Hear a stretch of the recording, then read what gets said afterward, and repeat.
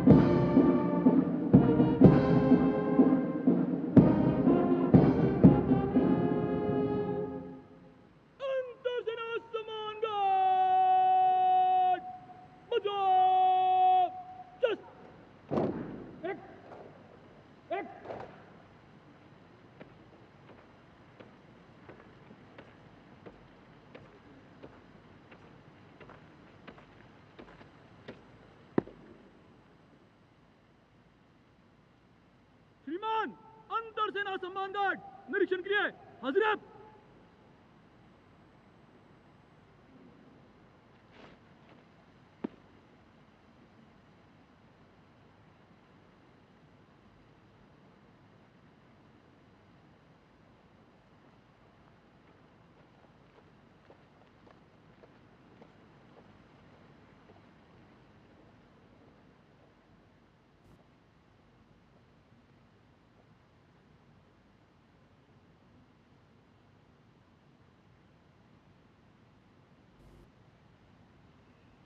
President Vladimir Putin in New Delhi. Of course, I'll take you viewers through what exactly is transpiring right now. The visuals that you can see on your screens, there's a tri-services ceremonial welcome that's just taken place, as is done for heads of state at the Rashtrapati Bhavan, that is the residence of the Indian president.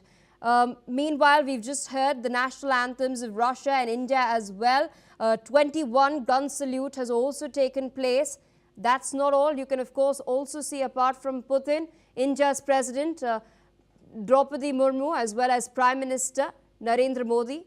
They're, of course, there. This event that we've just witnessed marks the start of President Putin's high-profile visit to India. It, of course, includes meetings with President Murmu and then the 23rd India-Russia Summit with Prime Minister Modi. There are, of course, one-to-one conversations that have taken place. Yesterday, we all saw those visuals of the Indian Prime Minister receiving the Russian President on the tarmac of the Palam Airport in New Delhi. Red carpet welcome over there. Both leaders, incidentally, rode the same car, a Toyota car this time around. Remember, they last shared Putin's high-profile limousine back at the SCO summit in Tianjin. So this was a carpool 2.0 that has taken place. Other engagements include the business forum that is going to take place shortly after this. Other cultural events are slated to take place as well. This particular ceremonial reception, of course, highlights the significance of India-Russia ties, especially amidst global diplomatic developments, including pressure that has been exerted by the United States by imposing sanctions on Russian oil companies, including Rosneft and Lukoil, as well as 50% sanctions on India for importing Russian oil.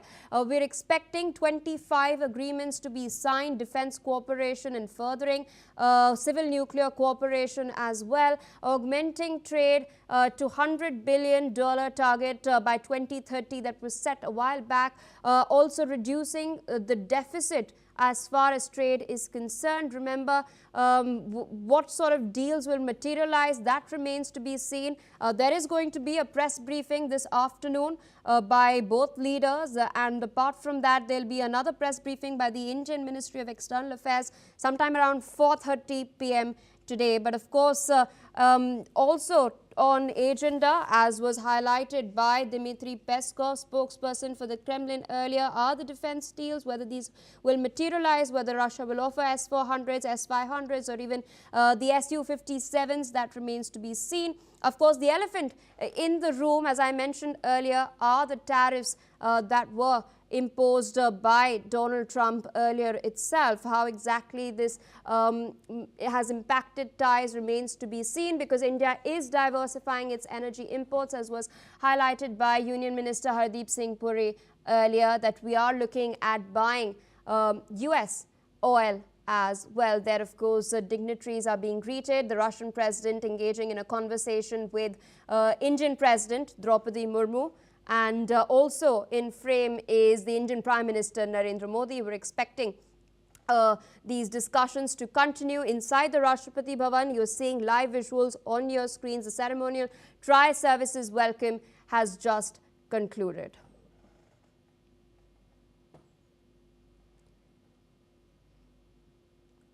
All right, viewers, we will continue to track these developments very, very closely. But in the meantime, we're shifting